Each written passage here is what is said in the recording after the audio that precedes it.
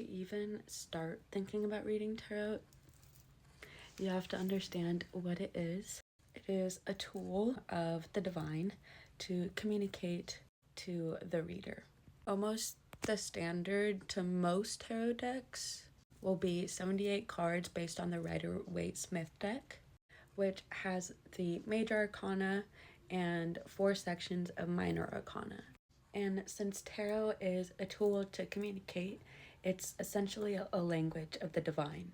So think about how you would go about meeting someone and introducing yourself to someone who speaks another language and is possibly from another culture or level of existence. And tarot is pretty much like learning a language.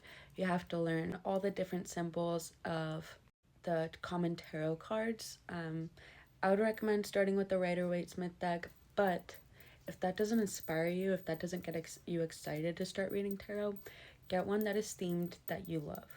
For example, I got a fairy deck as my first deck, and I was so excited to start because it was fairies. So I studied more because it was a fairy deck, and I still learned. It was a little bit different than Rider-Waite, but Rider-Waite is a good base. So since it's a language, how would you prepare to meet someone who is from another culture or plane of existence in another language? Especially if you want it to go well and seem respectful, you would probably want to know their cultural differences, so understanding the divine, and the little book that should come with every tarot deck, which will be your guide to understanding the personality and the intents of the deck.